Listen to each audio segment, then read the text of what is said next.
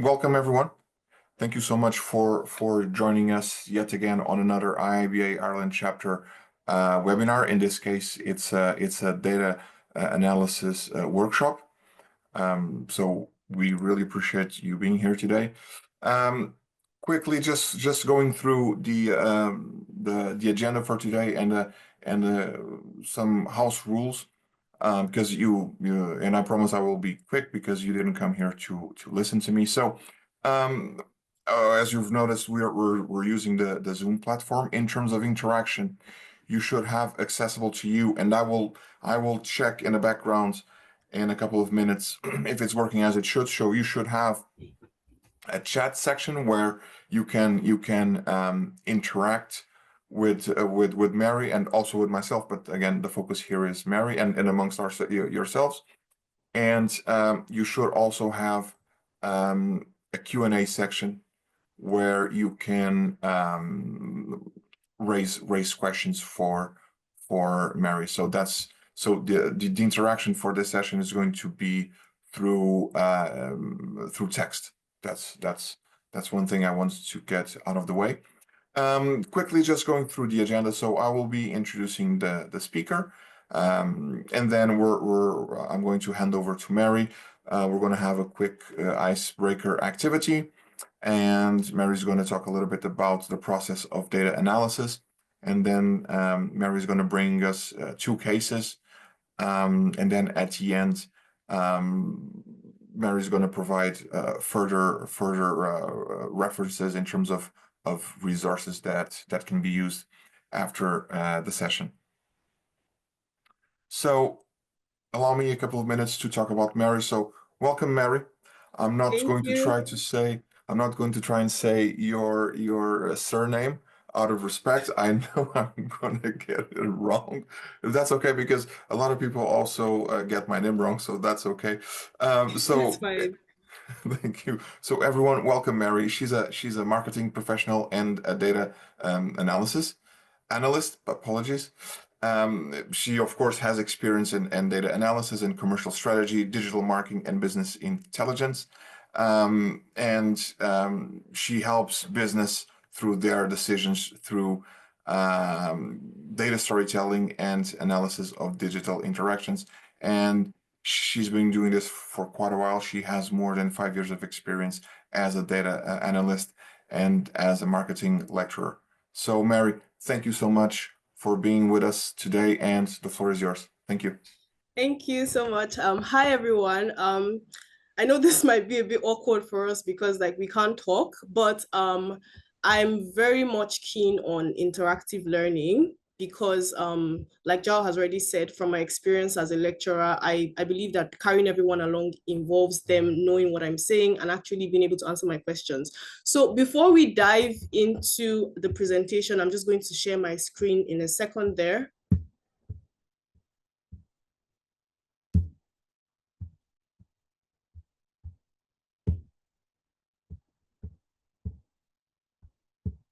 I think everyone should be able to see my screen now. Yes, Mary, it's perfect. That's perfect. Before I go into my presentation, I just wanted to ask the question, because I mean, I'm meeting everyone here for the first time. If I could just know, where we are in our different fields, like what you do, if you're a student, what you're studying, and just basically what you want to get from this workshop, because even though I've prepared something, I think it's still good to just be able to understand what everyone's expectation is regarding this workshop. So I'm just going to give 30 seconds for that before going ahead.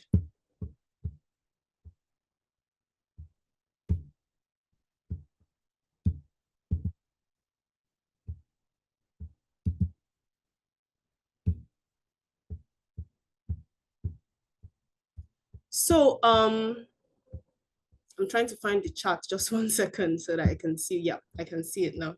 Okay, so I can see standards and tips for clear presentation of data. Perfect. Please drop your questions because this is going to help me be able to tailor my presentation to what you want to hear. So I'm just going to go ahead. So as you guys can all see from my screen, we have 4 major workshop objectives today. I want to teach how to inspect, clean, and interpret data. I want to talk about how to visualize data and how to communicate findings from your data and also extract actionable insights. So before I go ahead to talk about this, I want to highlight that this workshop is more of a practical session. I'm not going to go into too much detail regarding how to use data cleaning or visualization tools. I'm going to talk more about how to make the right decision for a business when you are confronted with a particular data. So going to the next slide. I don't want to talk so much about data. That's why this slide is scanty. We all know what data is. And just, similar examples based on if you're a student or where you work, data comes to us in different ways. Data could be the quantity of a product purchased. It could be the visitors to a particular company's website. It could be temperature readings for a city. Basically, any information that is unprocessed. Hi, okay, I've seen another thing in the chat, business analyst, perfect. We all know what data is, right? But now we need to understand what the process of data analysis is. If you call yourself a data analyst, you have to understand 6 key processes. The first is collecting data. I'm not going to talk too much about that. Data preparation, after you've gotten your data from a specific source, what do you do to make sure that that data is useful to produce certain kinds of insights? And exploratory data analysis simply deals with looking at different points of a data to understand what information you can get from it. And this is usually done in Excel. It can also be done in PowerPoint, Power BI, which I'm going to delve into in a few minutes. The fourth part of the process is data modeling. Now, data modeling, I have to point out, is usually a skill that is more prominent among data scientists. And because this particular course is leaning towards data analysis, we won't be talking much about modeling. Data storytelling and visualization, which is very important, is all about knowing how to tell your leaders, your managers, or whoever what you found out from your data, right? We're getting to an icebreaker soon, but just for laughs, I remember I had a manager who always asked me, when I put a slide in front of them, they would look at me and say, okay, what am I getting from this slide? And they would always tell me, like, if your slide cannot speak to me, cannot tell me a story, I'm not interested. Because one thing that we think is sometimes we assume that if we're able to just create fancy slides and, just put in a few charts here and there, managers would be impressed. But that's not the case, because with the advent of AI and more use of technology in the workplace, managers want results faster, and they don't want you hovering over a specific report to try to tell them this chart says this, or this graph says this. You should be able to create a compelling dashboard or visualization that they can look at without you being there and get the message and make a decision. And of course, the last part is decision-making and action.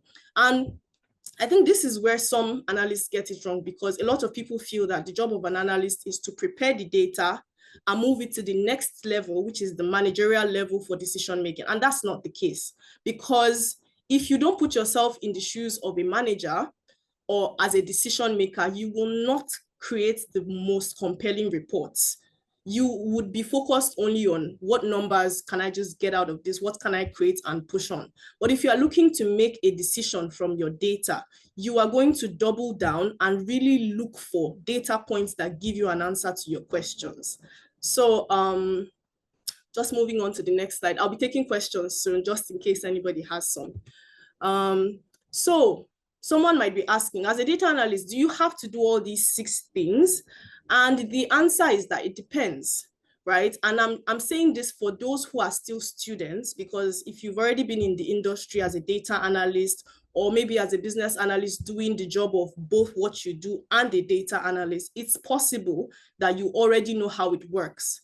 Personally, the role where I did most of my data analysis jobs was in a large multinational telecommunications company.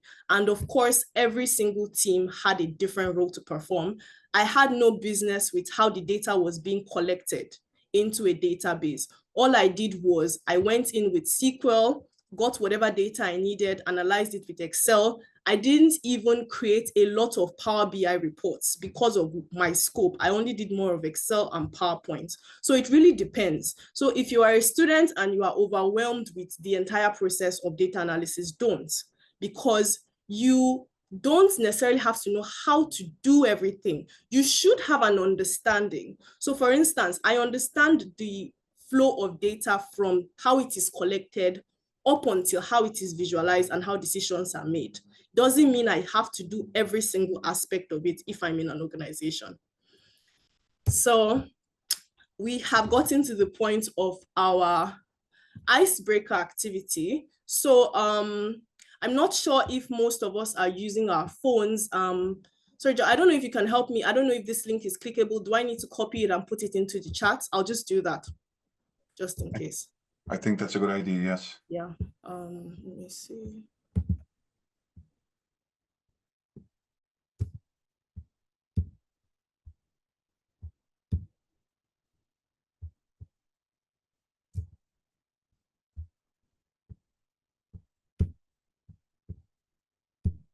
Sorry, just 1 second. I'll just go grab it from the main.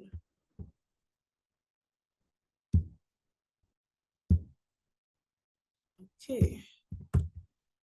So that link should open up a Slido window. Please let me know if anyone is able to. I have it opened on my end so I can see anyone that joins.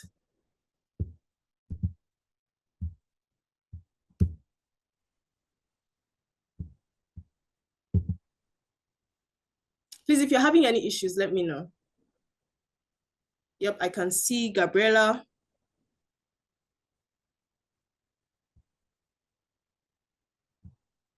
I can see Velmathi. I think we have about, okay, if I get a few more people, then we'll start, even if it's 4 people. Okay, I have Boo. I don't know if that's how the name is pronounced. Guys, please join quickly so we can go ahead.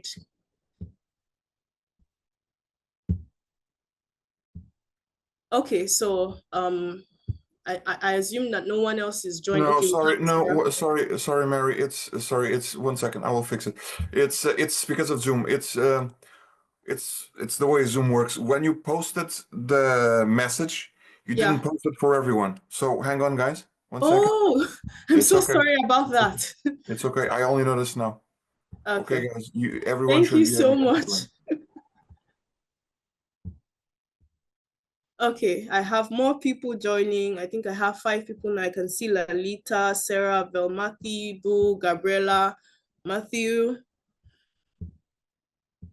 Please forgive me if I pronounce your name wrong.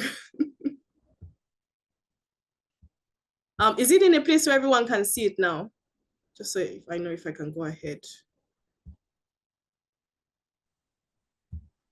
Okay, so guys, just before we go ahead, we've already taken a look at the 6 aspects of the data analysis process. So just to give you a heads up that this quiz is 6 questions and it's basically about what we just talked about in the data analysis process. So yeah, I'm starting now.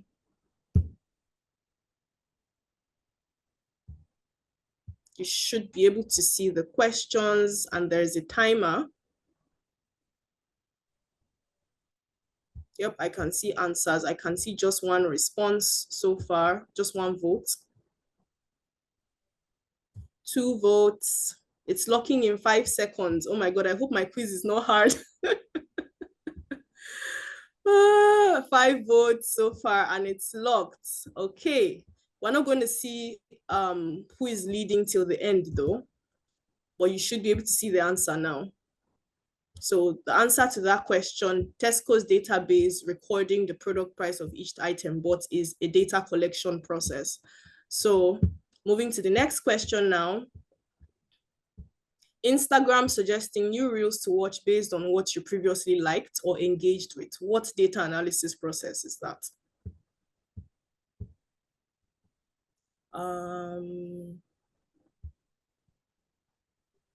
It's looking like my quiz is a bit. I hope it's not the time. Okay, I got only 3 votes on this one. Guys, please try to answer quickly. And the answer to that is data modeling, because Instagram uses certain kinds of machine learning techniques and artificial intelligence to be able to tell you what kind of post you would like based on what you've liked before. So just to gear you up, we're moving to the next question now, please. So reducing the production volume of a product in December because forecasts show a likely drop in demand.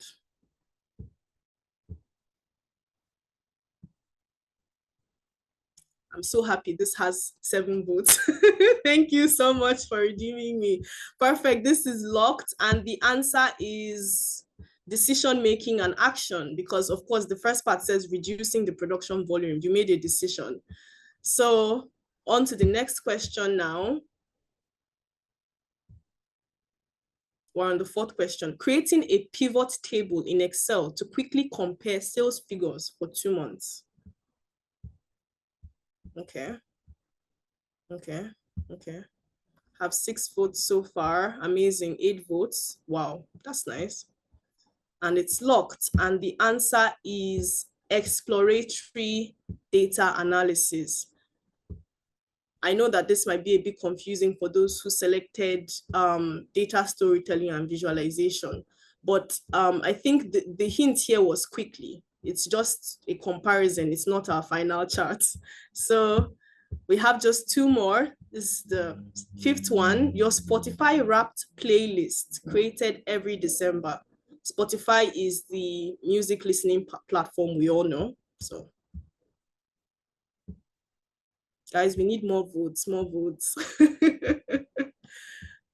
Please, if you are a bit confused about any of them and you want an explanation, I will do that immediately after this before we move on. I can see all 7 votes, and the answer is data storytelling and visualization, of course, because they are showing you how many songs you listened to, who you fell in love with, whose songs you hated.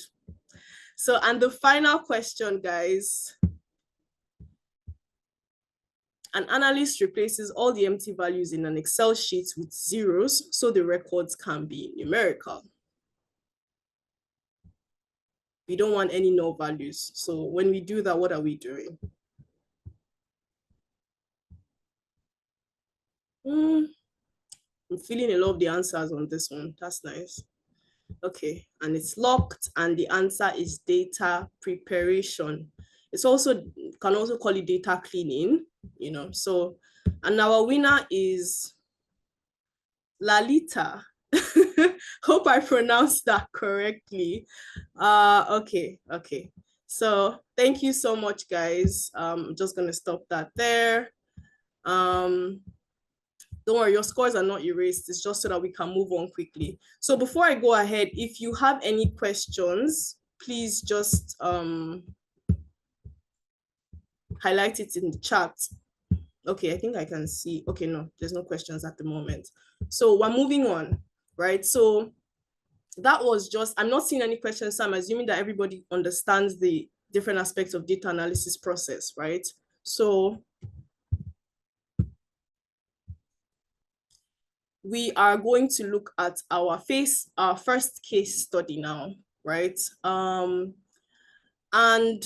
like I said, before I go deep into this, as an analyst, you are not always expected to do every single part of the process. It really depends on the company you work with. I will tell you that from experience. So as we go through these case studies, one thing I want you to keep in mind, and one thing I hope they impart, is that every company has different goals. And based on what they want to achieve, you are going to need to look at different data points and explore different areas. So our case study is Mood Ice Cream. For those of us that don't know, Mood Ice Cream is owned by Musgrave. And of course, Musgrave is the very popular food brand in Ireland that they own, at least among other popular food chains. They own Centra, they own super value. I know there's a third popular one. I just don't know why it slipped my mind. But yeah, so basically we're going to be looking at how we investigate a drop in sales for Mood ice cream, right? So put yourself in the shoes of an analyst, right? The sales for Mood ice cream in Cork City has dropped significantly in February compared to previous months.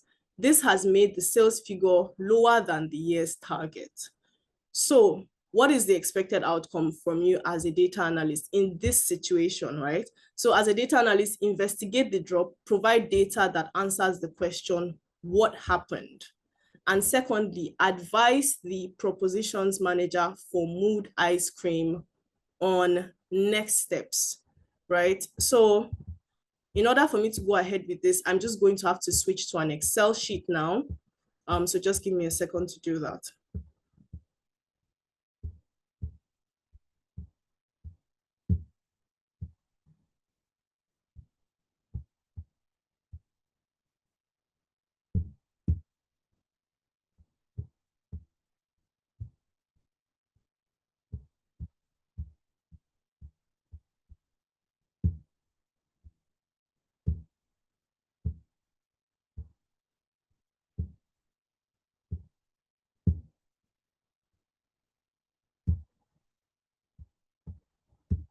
Yep, so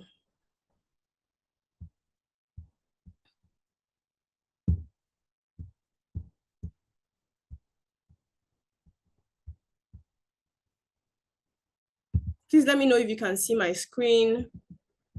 I can see, yes, Mary. Thank you. Sorry, I hope it's not showing any. Is it showing my face, the chats? No.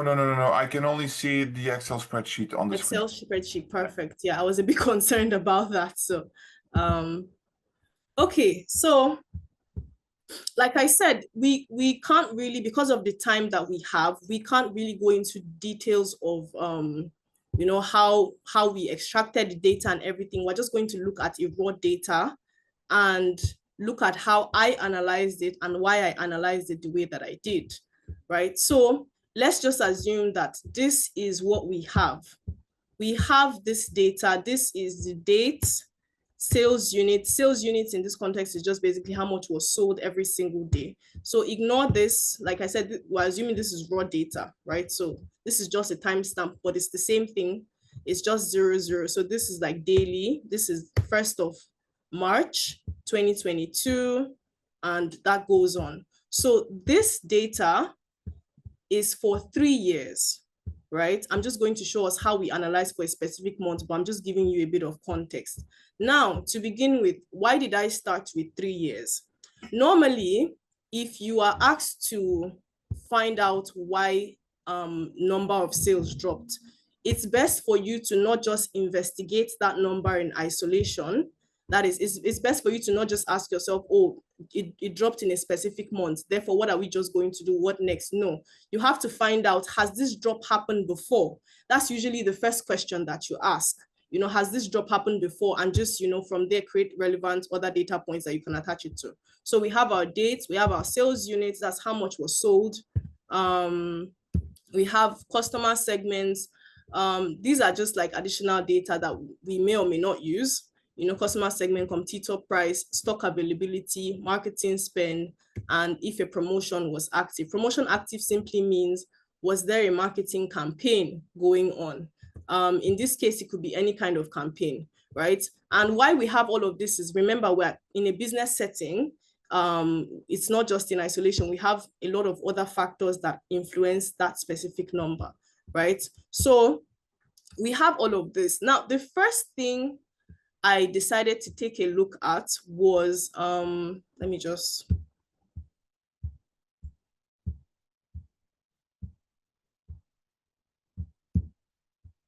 so the first thing I decided to take a look at, this is a bit rough, but this is kind of like the best way that I decided to handle this, because I didn't want to put screenshots on the PowerPoint, just so that we kind of understand what I did here, right? So I'm sure that everyone in this workshop has at least a basic knowledge of Excel.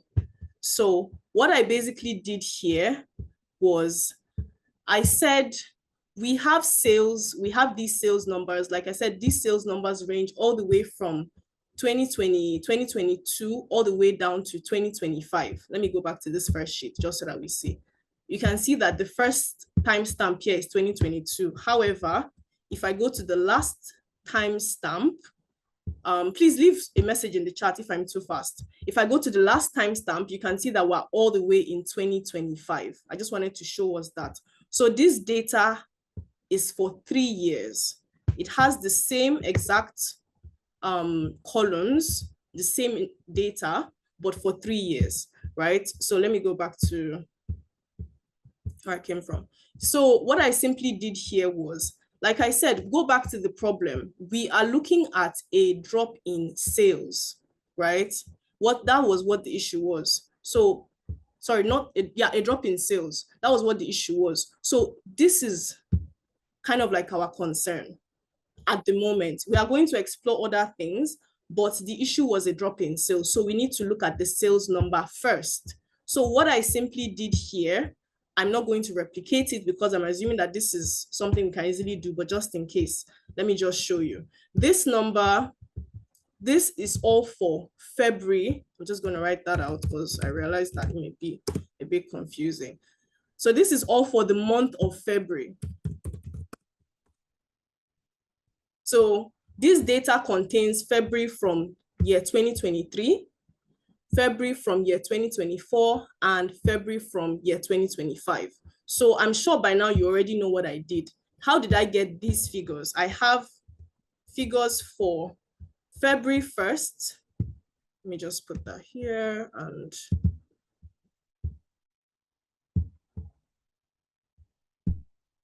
I have figures from February 1st all the way down to February. There's February 29 here because we had a leap year in 2024. So what I simply did was I came to this first sheet where we have this lengthy numbers for 3 years, and I simply looked for where I could find February 2023. I started from there, which is, if you were the one analyzing this sheet, it would probably be from here. So just basically copying all the numbers down to the last day of February. I'm just showing us how I got those numbers at first, because what I was basically trying to do here is there is a drop in February 2025. That's the current year that we are in. The first thing we need to understand is, has there been a drop in similar years before this year? So is it like a thing that happens every February?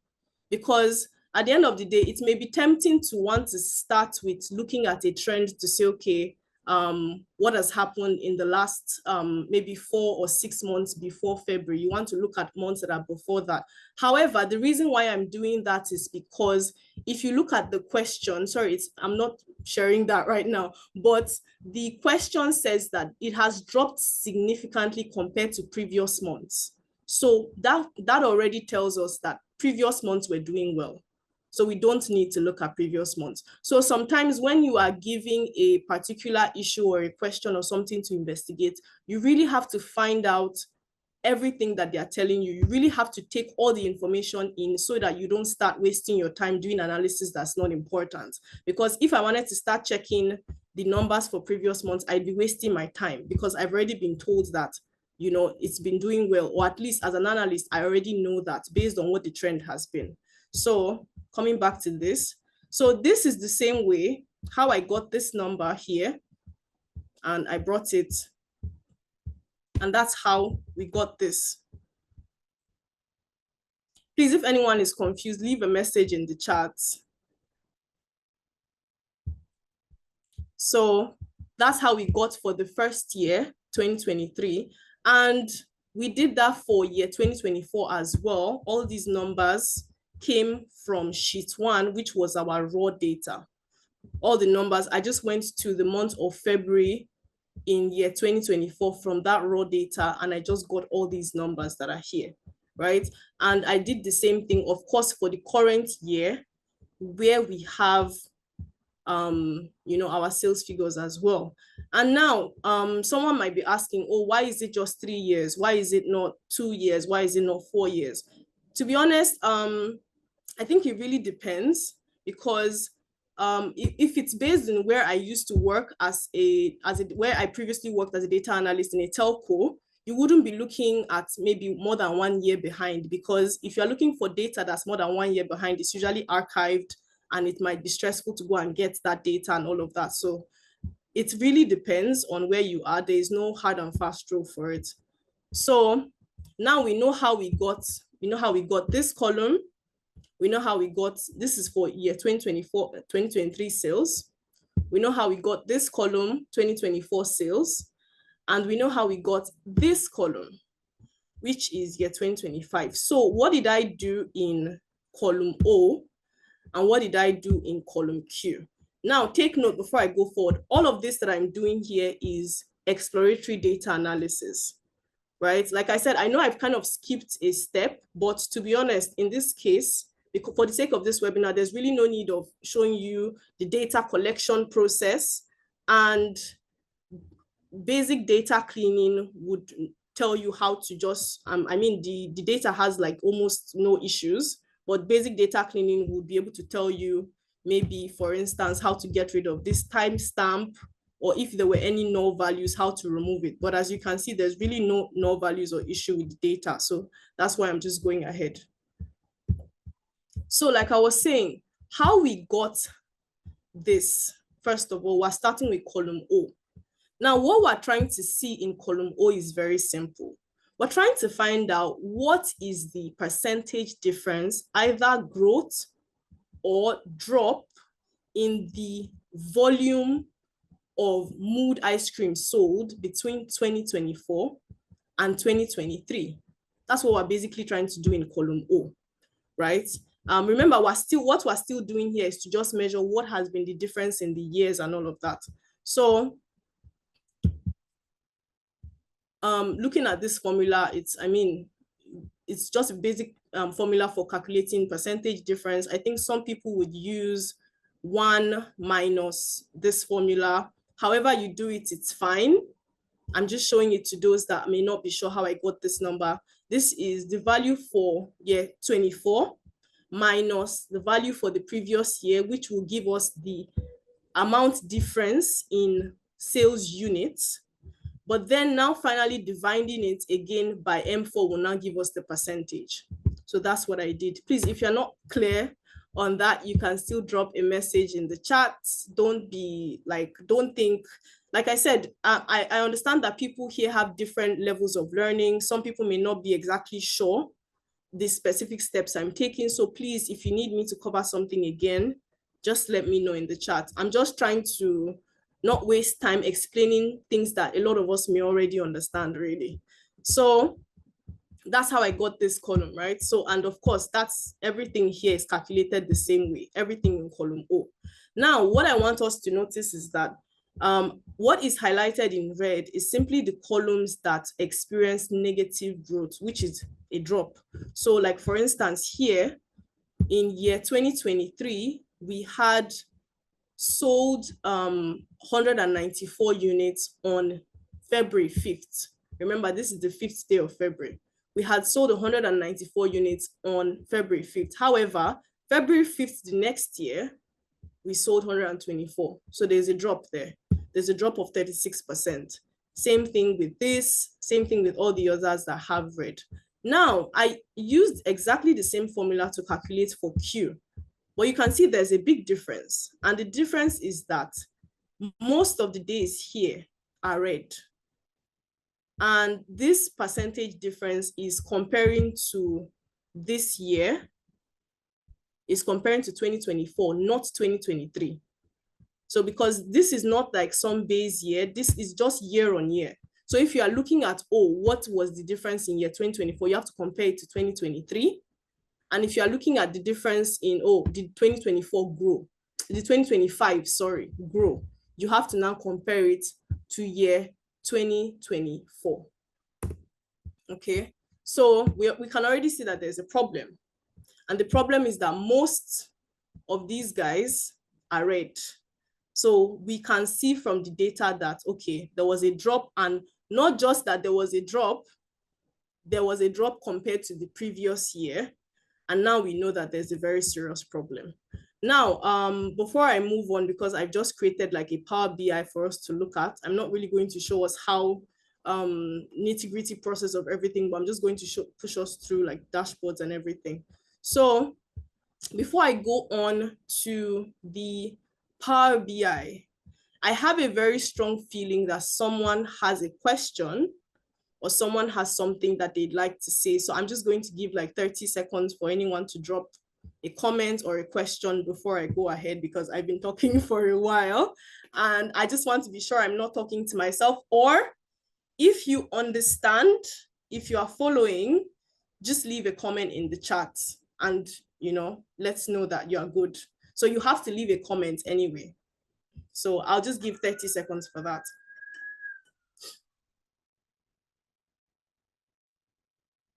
I can see Gabriela, Mateo. Okay. Okay.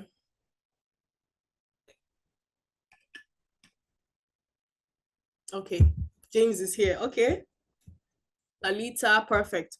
Okay, guys, thanks so much for the, I've not seen any question, so I'm guessing, yeah, basic.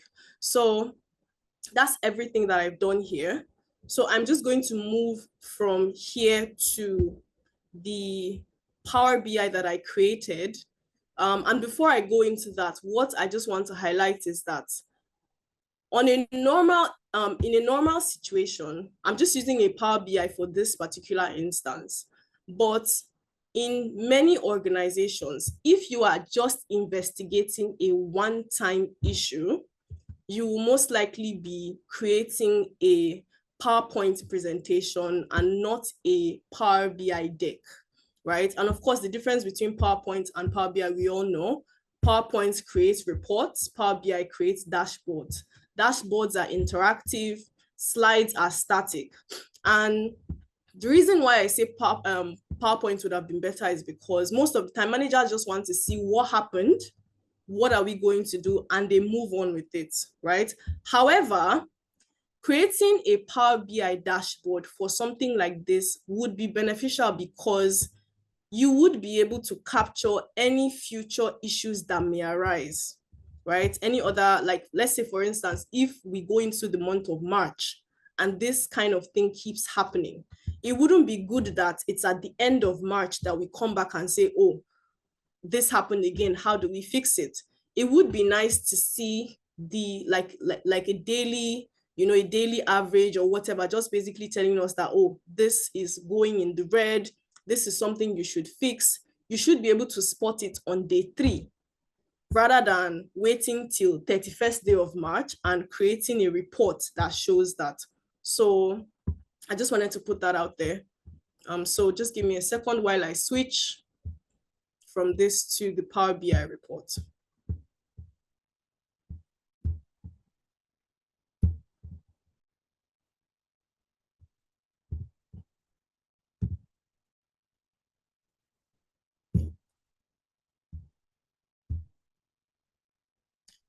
Okay.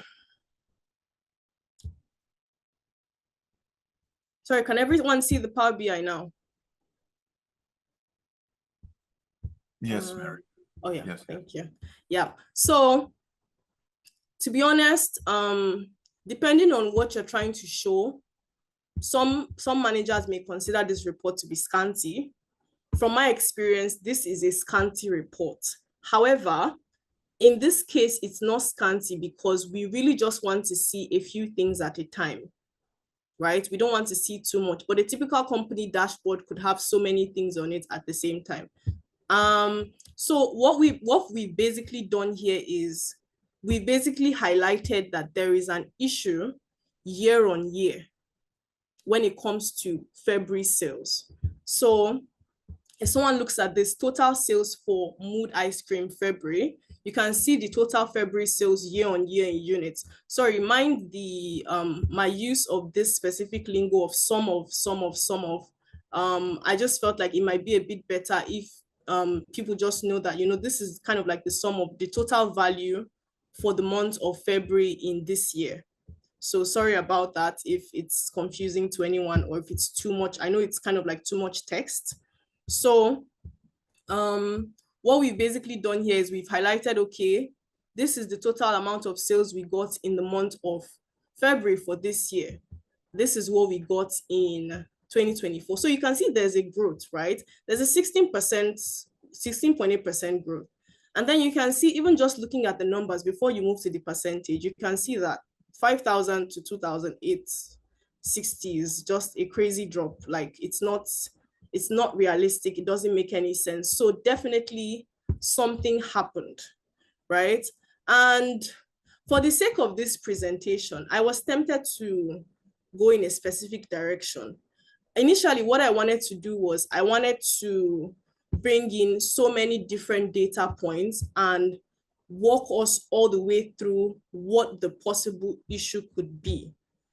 However, I'm just going to talk about one issue, and then we can have a discussion about it, about what other areas we can explore if we were in the position of this analyst. And there's a reason why I've done that, and I'll highlight it later. So we already understand this chart, right? It's basically what we saw before, what we saw in the Excel sheet, but it's now summarized. And this is just an average of the daily, what did we do on a daily basis regarding averages. And you can see that comparing 2024 to 2025 also shows us a daily average in sales. There was a drop of 41%, right? Which is still similar to what we saw in the total sales for the month. And here, I just basically visualized what we've already seen in the Excel, because you cannot go and be showing a table to a manager to try and understand. You have to show them something like this. Now, before I go ahead to explain what we're seeing here, I know this might be like a very simple question for a lot of us, but just in case there is someone who may not know the reason why we are visualizing this using a line chart, I just want to ask if you guys can leave your questions in the comments. Why are we using a line chart to visualize this? Why are we not using a bar chart or any other chart? This is basically the comparison of February sales for the 3 different years. So this light blue is for February 2023, the dark blue is for February 2024, and the orange is for February 2025. So like I said, it might be a very simple question to a lot of us. I'm just trying to carry everyone along. So please answer the question if you know the answer. If you don't know the answer, please still answer the question. Yeah, I just want to be sure that we're all kind of on the same page before moving ahead. I can't see anything in the chat yet. I'm guessing people are still thinking. Okay, so Gabriela said easier to visualize. Okay, better visualization and shows comparison better. Okay. Okay, how does it show comparison better compared to the bar chart? I know that's a silly question, but thank you guys for answering. Yeah, like you're right, but I'm still waiting for more answers. I feel like there's an answer that kind of takes the time into account. Okay, that's nice. These answers are all correct. I'm still waiting for more answers. Still waiting for more answers. 20 more seconds. Okay, I'm guessing nobody wants to answer again. So the reason why we use a line chart is because of, yep, James has answered. It's easier to visualize across different years. So if you are analyzing a long period of time, let's say, for instance, a data point that stretches beyond like 10 days, and you are also layering years on top of that. So for instance, if it was just 1 year, if we're just looking at 2025, we can use let's say stacked a column chart, just like a normal column chart, and it's just going to show us in bars what that number is. And a stacked column chart is much better if you are really trying to look at these specific values. So if, for instance, we're more concerned about, okay, what did we sell on day one? Like, I want to know, is it 140? Is it 145 units? Like, if that is what your manager is most concerned about, or rather you as the analyst, then you can use a column chart. However, because of course we are interested in the numbers, but it's not just the numbers in themselves, it's the numbers in comparison to other numbers. And because it's a stretch in time, if it was just one day, let's say for instance somebody said, oh, I want to see how much we sold on February 1st for 3 years, so just February 1st, just one day, you can actually use a stacked column chart, because that shows you the total volume sold in all the 3 years, and it shows you the individual volume of each each 1st February, that's February 2023, 24, 25. But because we're now stretching it, it's just going to be messy. Just imagine, like, aside these lines, just imagine large bars, like 30 bars. You're not going to understand anything. There's not going to be any trend. But as we're looking at this now, if you look at the line, like I said, this is year 2025. I don't want to block the line by bringing that out, so I'm just going to move the cursor. So even just by looking at this number, remember, we already know that data dropped. Sorry, we already know that the numbers dropped, the sales units dropped by virtue of this guy here. That's total February sales, the first item, the name card on the top left. We already know. However, this is just a static figure. This is just a sum. We want to see the variability per day. So that's why we come down here and create this. And the reason why we do this is because it would have been possible that February 2025 was trending well, and it was just one day that we had horrible sales. It would have been possible. And if that was the case, we would be able to see it from this line chart. We may not be able to see it just from total sales, because this is just a total. Total sales can tell you, okay, this is what you sold in the month of February, but it may not tell you this is the day you lost lots of sales, right? So let me not dwell too much on that. So looking at this line chart, we can already see that even throughout the month of February for 2025, it is just trending low. It is trending lower than 2023.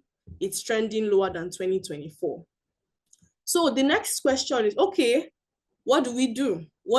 Okay, we know that it's trending lower than other things. What do we do? And to decide what we're going to do, I would have liked to open my Excel, but for the sake of time, I won't do that again.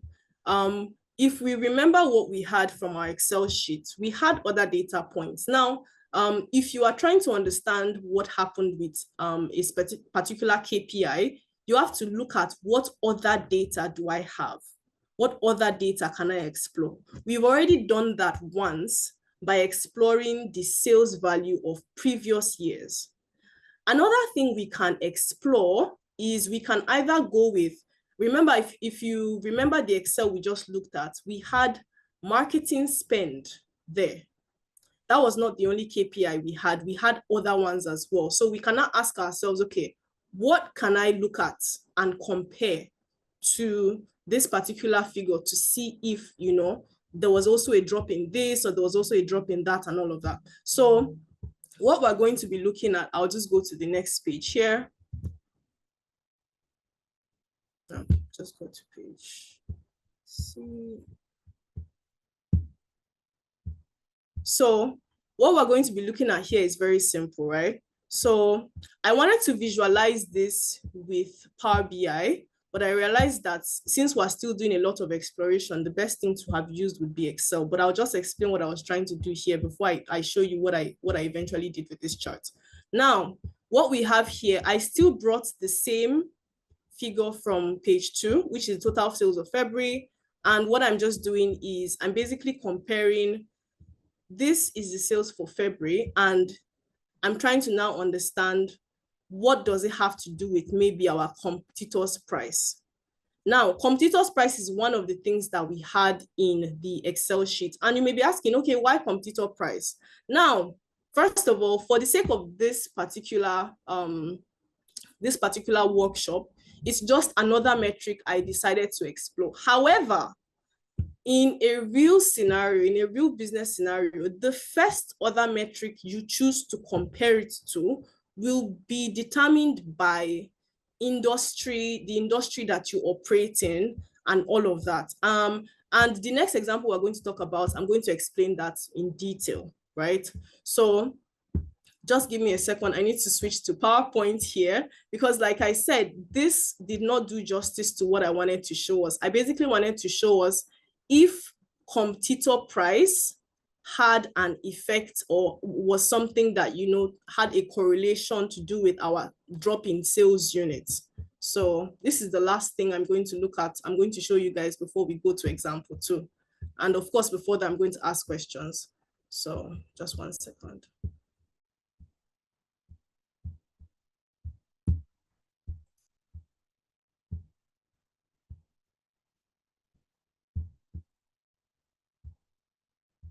I'm sharing a final screen here, and this is nothing fancy. I'm basically trying to take us through the motions of investigating a drop in a KPI first before I really, you know, do justice to data storytelling and data storyboarding. So this is mostly an exploratory analysis, even though I did use Power BI. Sorry, before I go ahead, you guys should be able to see my screen. Yes, Mary, yes. Yeah. So what I basically did here is, might be a bit confusing, but let me explain. So this is to, you know what, to be able to do this, I actually have to take it out of presentation mode just so that I show this properly.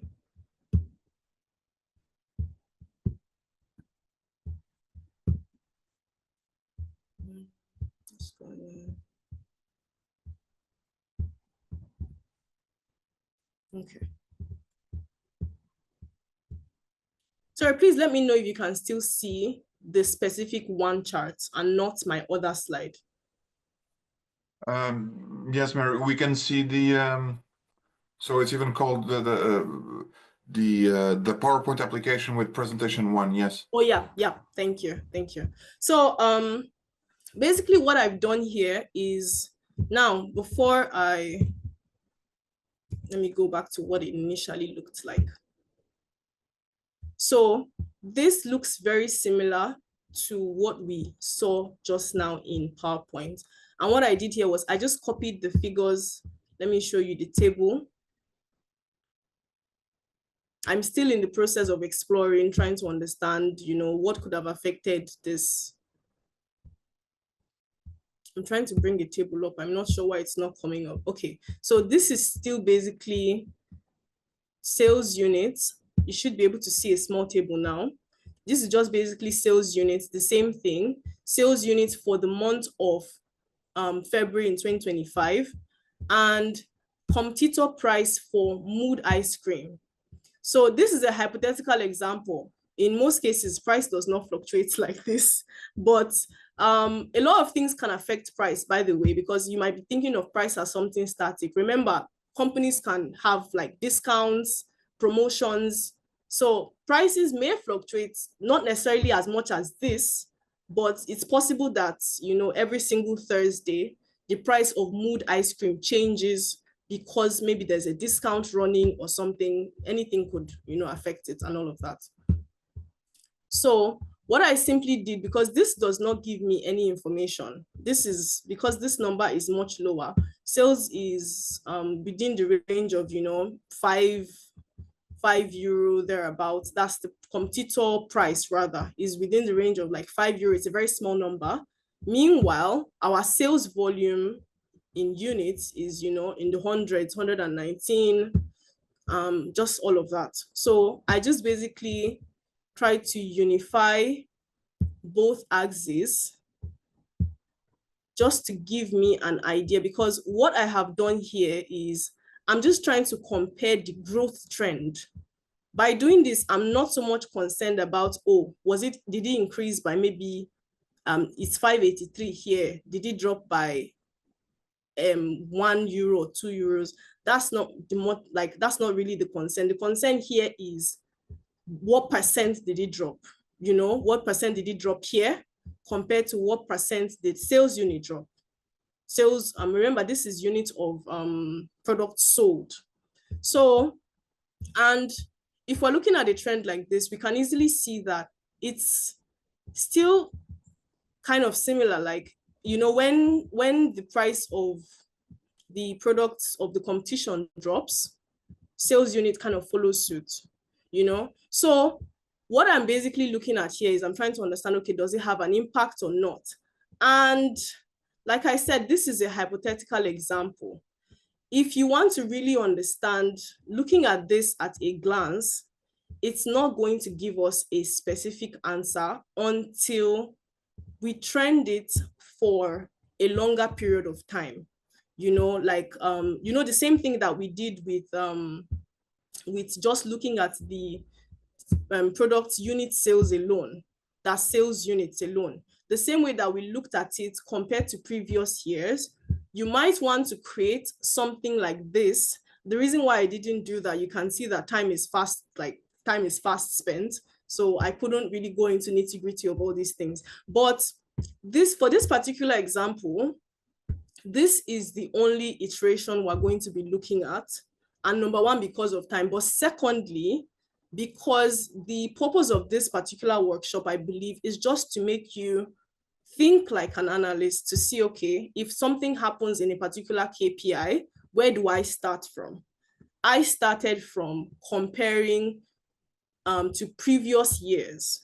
You can compare from a particular year to date. So another way that we could have done it, instead of me to be comparing the price of the sales volume to February in previous years, I could have compared it to just January. And I could also now check January last year and February last year versus this year's. There's a lot of nuances with all of that. And it depends on the company you work with. Where I worked in MTN, a telco, the first 3 questions they'll ask you is, what drop does this lead to in our overall goal? So for instance, let's say we planned to sell let's say 500,000 units of Mood ice cream. So they would ask you, okay, what is the gap between what we have sold and what we are supposed to sell? That's the first question they'll ask you. And then you can now start thinking from there, okay, if you find out what caused the gap. So let's say, for instance, because I mean, like I said, there's a million ways you can do this. There are so many things you can compare it to. This is just competitor price. We could also check metrics of maybe a marketing campaign. So maybe if marketing was running a particular campaign, for instance, maybe they were running a campaign in January and they stopped. Maybe for the consecutive years, they ran campaigns for both Februarys and they did not run a campaign in this year. So there's a lot of things. I think I have a full list here of, just the things that we can kind of like look at when we are investigating something like this. So for the sake of time, this is kind of like where we'll stop on this. I know that I haven't really done justice to the details, but it's just to give us an idea to keep going. If you find like a similar situation like this, like what are you exploring? What are you doing next? And not just what are you exploring? The question is why? Because a major mistake that you can make as an analyst is to explore into a rabbit hole that you had no business going into in the first place. Because certain metrics is like there are some companies that competitor price is not their first go-to. Like it's most likely not going to affect their sales based on the industry. It's possible. Maybe some industries competitor price has very little effect on industry sales and all of that.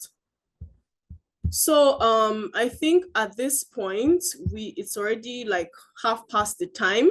I'm a little bit behind schedule, but still I'm just going to give us like a 5-minute break, just Mary, Yeah. sorry, very quickly, apologies. Um, I just noticed we have a question that was raised 5 minutes ago. Not Oh, sure if you want to tackle it now or oh, later, okay. but I just wanted to raise your awareness for that. So Well, the yeah, I question is, just saw it. What are the key phases of analyzing data? Is that it? yes, Okay, yes, yes. thank you. Okay, guys, so this is 7:01 my time. I'm just going to say 4 minutes. I'm turning off my camera now and I'll be joining back in 4 minutes. So let's say 7:06 and we'll continue just so that we can catch our breath.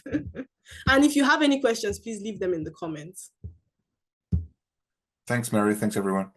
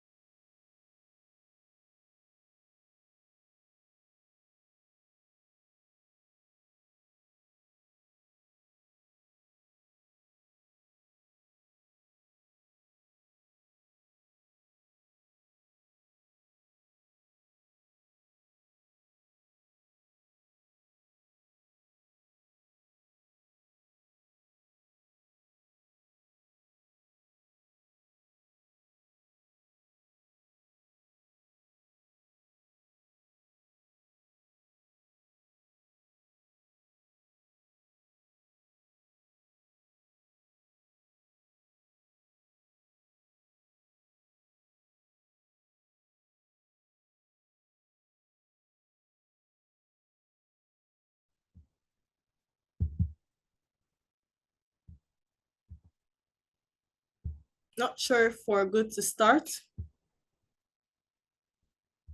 I think we should be okay. Yes, Mary. Yeah, all right. Okay, so welcome back everyone from our very short break. Please comment you're back so that we know that people are back and we can continue.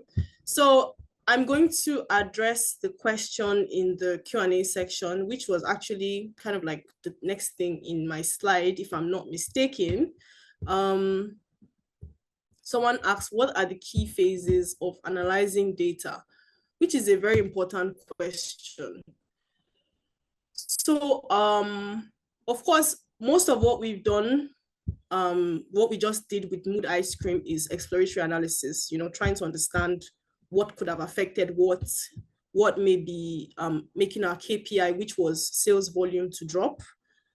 Is there something else that happened at the time or before the time that we missed that, maybe shouldn't have happened? Like, for instance, maybe a campaign that didn't go live, or is there something that we've been doing before to enhance sales so like there's a lot of stuff that goes on with that. I don't really have time to go so much into this because like we've already kind of done the process of looking at Mood Ice Cream, and I did that because of time. So, but then if you want to explore data, of course, the first thing you have to do is you have to look at the problem. What happened? And in our case of Mood Ice Cream, sales volume dropped. And that's another thing before I go ahead. That's a KPI, or rather that's a metric I did not even use, which is an idea. I mean, if you are analyzing volume, you have to also look at sales to see, if you're analyzing sales volume, you have to also look at revenue, because just to digress a bit, in the Mood Ice Cream example, one popular thing that happens for us as maybe marketing analysts that we see is in a specific period, people are spending a similar amount of money, they are just spending it elsewhere. So maybe they're not buying Mood Ice Cream, they are buying another brand. So that's just an idea.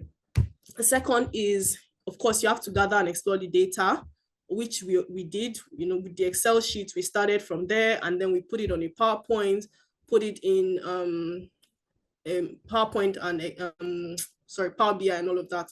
So it really depends on, what you feel is best for you to use when you want to explore data. To be honest, exploring data, you don't really need Power BI. It just really depends on maybe if you want something that's a bit automated for you to see different changes very quickly rather than a static PowerPoint presentation. Identify and test possible causes. This is kind of like, where the exploration starts. We tested if it has something to, like, compared to previous years, is it the same? Because, for instance, if we had looked at that line graph and we saw that it was the same with previous years, we would know that, okay, we can panic, but the panic is not February's fault. Like, February is fine because other years have seen a similar dip. It doesn't mean that companies should just accept a dip when it happens, but if it's there, it could be for seasonal reasons, and then you can now explore how you can maybe increase the revenue or the sales volume from those who are already buying. That's kind of like another business, that's where the decision making comes in. The fourth is perform deep dive analysis, still kind of like details of analyzing marketing data, operational data. So deep dive is basically going into the nitty-gritty of different functions of the business. An example of deep dive we could have done is we can look at the supply side of things. If we have access to the volume of supply, that's how much they have actually been delivering Mood Ice Cream to the stores, maybe there was a drop in the volume supplied. So that's where deep dive comes in. And of course, the last is act and recommend solutions, right? So the next slide, I'm not going to talk about it. This is just for your personal consumption after this, because it's kind of like very much detailed into like giving you examples and all of that on where you can start when you're analyzing a specific drop in KPI or something. Okay, someone asked, what if the problem isn't clear? What approaches could analysts use to correctly define the problem? That's a very good question. So if the problem isn't clear, you have to start from what it looks like is the closest issue to the problem. So for instance, maybe they don't give you a specific KPI. They don't say, oh, sales is dropping, like specifically sales dropped in February or something. But most of the time, from my experience, when you are given a particular issue, it's very easy to kind of like pinpoint what KPI may be affected, especially when you have an understanding of the business, right? So if you have an understanding of the business and someone tells you, oh, let's say customers are not buying anymore. That's kind of like a broad problem. Okay, why are customers not buying our products anymore? And if you have knowledge of the business, you can just kind of like do a deep dive to look at different things to say, okay, they're not buying anymore. Is it that they're not buying the same volume? Is it that competitor released a new product? Is it that we increased the price? Is it that there's something about our business they don't like anymore? That's where things like sentiment analysis comes in, because you can use certain software to check on social media what people are saying about your brand, and you can actually transform that into data. So I think it really comes from understanding your business. That's the company or the industry that you work in. Because from experience, one thing I've learned is when I joined my first data analyst role, and a problem was being discussed, I would be very confused. But then you would see senior managers just be like, oh yeah, this is the issue. Go and investigate this. Go and invest. It comes from experience, and it comes from your knowledge of your business, really. So I would say the approach is, I mean, you just have to start from somewhere. You have to break it down. The components of, for instance, a customer not buying a particular product, most of the time, from my experience, from the business I came from, it's usually maybe they feel like the price has gone too high, or they feel like they're not getting enough value for their money, or there's just a general negative sentiment about the business, or maybe, so it was a telco. So in that instance, maybe there's a general network issue. So maybe something that has to do with the network lines and all of that, that's not part, like it's not within our control. So if you do have, I would say in summary, if you do have kind of like an understanding of your business, a lot of times you should be able to start with a few KPIs that you can explore. So that's kind of like the best, approach I would say you can kind of give to it. You always have a few things to start with. You don't always know the problem, like you don't always know the specific issue, but you just have to start with, whatever it is that's like a hunch to you, start from there. And data analysis a lot of times can lead to dead ends. It's like normal. I have spent specific on specific projects trying to investigate an issue. I've spent days. Like I'll come to the office, I'm on it from morning till evening, and I'm not done, because the thing I've been looking for, the thing I've been following for the whole period is like that's not what is affecting it, and I have to go and look at something else. So I hope that answers your question somehow. So moving on to, I think it should be oh yeah, so this is just, for personal consumption. Explore the trend for the last 6 months, see if there was a similar drop in sales, check out revenue figures, does something affect promotional activities? These are just a few ideas for what you can do to investigate sales drop. This is just rule of thumb for Power BI. We don't need to look at this now because I've not discussed visualization. I'm going to do that in the next example. So before I go on, does anyone have any more questions? Okay, so just gonna move to the next one. So this is, I'm actually going to have to skip this for the sake of time. I wanted to do just like a quick cleaning process in Excel, but I would rather focus on the second example that we have, which talks about data storytelling. And yeah, to be honest, from what I experienced with you guys and how quickly everybody followed up, like we're all experts here, like, so I don't need to go into this. So I've already talked about this, right? Still, for the person who asks about exploratory data analysis, this is just a few more pointers.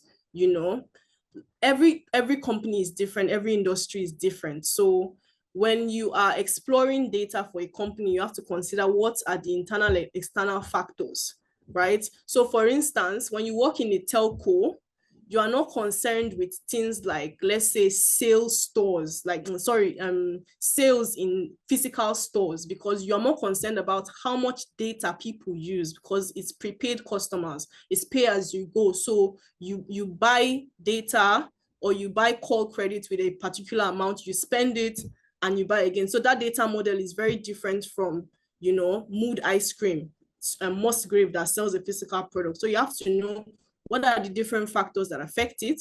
You have to know what the business objectives are. Some businesses start off without the objective of gaining revenue. They want to grow their customer base first. So you cannot be looking at how much are we making. You have to look at, okay, how much new customers are we acquiring? Of course, the business portfolio, like I've already said, and the business industrial model, all these things are very important. So we are we've talked a lot about KPIs. We've talked a lot about the different things that businesses may be looking out for, depending on which industry you are, how to understand what KPI matters most to you. Yes, I've not delved into that in detail, but this is just to test your knowledge and it's for fun. I'm sure everyone will be fine. So I'm just going to copy this link. Sorry, if you just give me 1 second.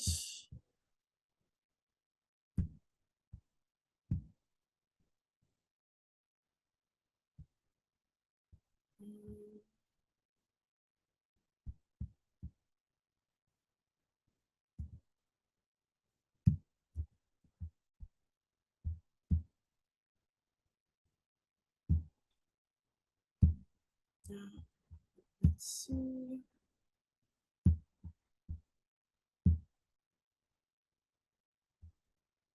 Yep, I have it there, and I'm just going to paste that in the chat. Sorry, I'm not sure if everyone will still see this when I paste it. I'm not sure what the issue was earlier, but if someone could just help me share it where everybody. I will do it. Yeah, Mary. thank It's you. basically, Mary, when you write, it's how Zoom works. When you write the message, you have an option to whom to send. And Oh, by I'm default, so it's hosts and sorry. panelists. No, it's Oh, okay. It's yeah. okay. Okay, yeah, I've toggled that now, so it's everyone. Okay, so let me go and stay in my facilitator position for a second time. Move this away.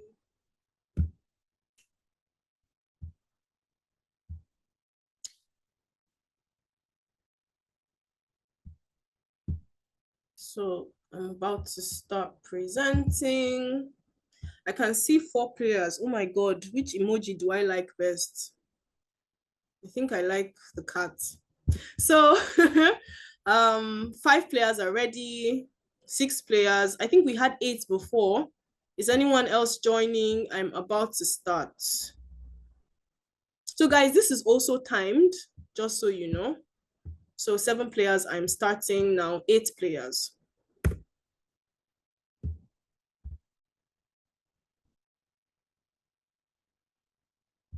You should see the question now. So Ryanair wants to increase the number of domestic flight bookings during off-season. What KPI should they look at? Oh, this is actually a bit fast. I'm so sorry, guys. This is a bit fast. This is a bit fast. Let me see if I can do something about that. If I can't, we'll just go on with it. I don't want to waste time. If I can't, we'll just go on with it. Let me see.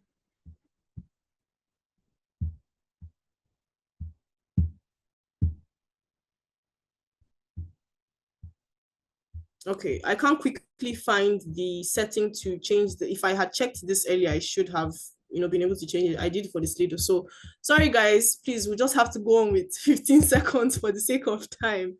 So we have 2 people got it right. So yeah, capacity utilization. They want to increase the number of domestic flight bookings. So they want more people to use their flights, because whether or not you book the flight will take off, and they do not want empty seats. So, yep.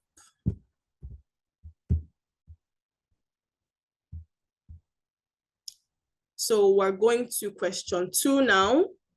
I'm about to start question 2. So, yep, the question is coming up now. Please, 15 seconds, read the question quickly. Super Value wants to improve customer retention and loyalty through, this is like a given, like this is, the answer is there. I know the time is short though.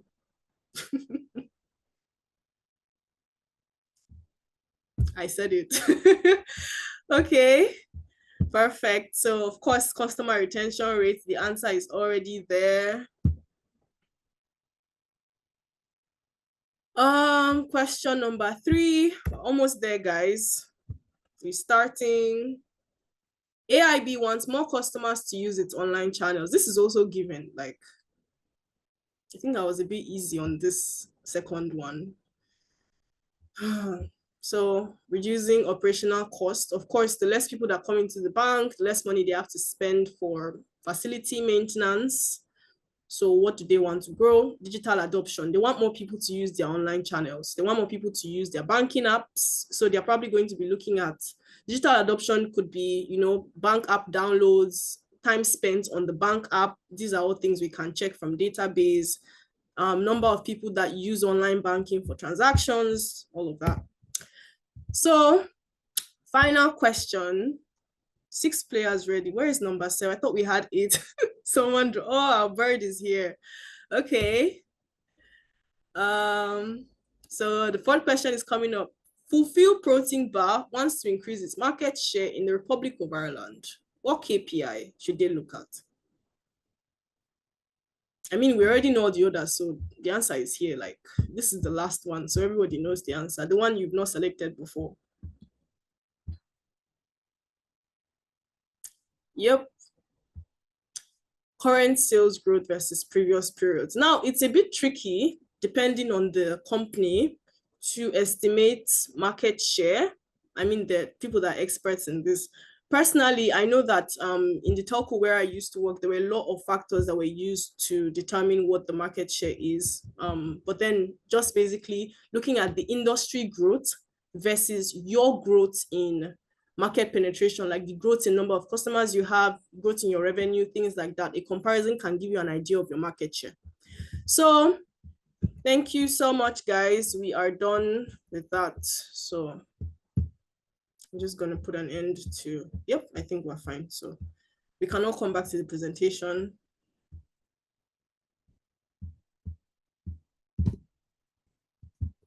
So I already mentioned this before, but I'm just saying this because we have about 36 minutes to go.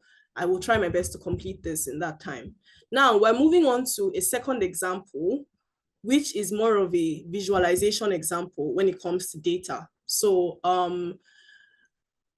one of the major questions that, like I already said, the chief marketing officer where I used to work, she'd always say to me, when you bring data to me, like, what is it trying to say? Like, will it explain what it needs to explain without you standing here to tell me things? You know, like, I don't want to have to ask you questions. You should be doing something else. So when you are sending a report, now this example is specifically geared towards static reports, right? When you are preparing a report, first of all, you have to ask yourself, who are you preparing it for? What is the issue? Like, what exactly are you trying to say with that report? So who are you preparing it for? What are you trying to say with that report? Are they going to understand everything that you said based off of the report alone? And lastly, is that report providing a clear direction for action?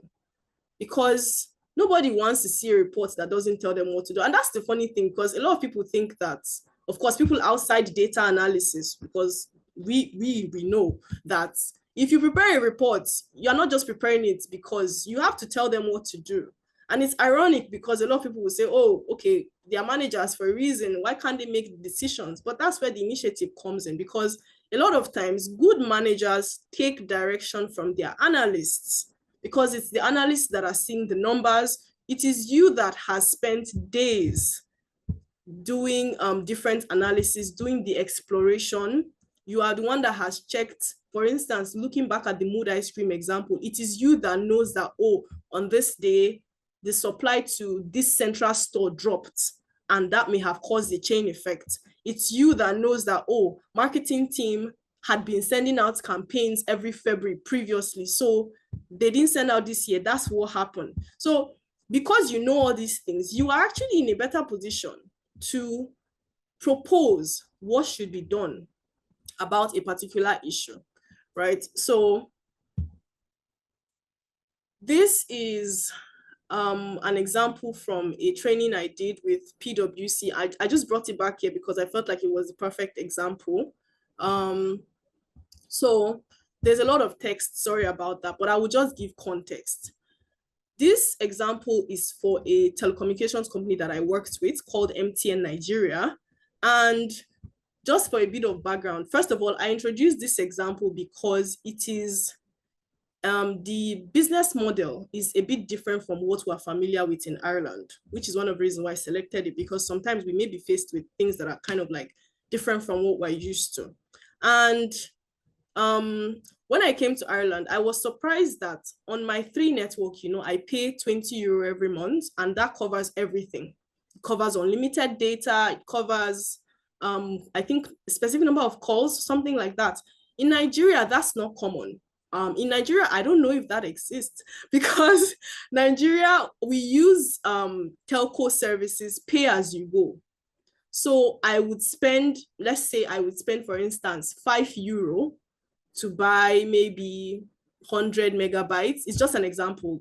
There's no practicality to that.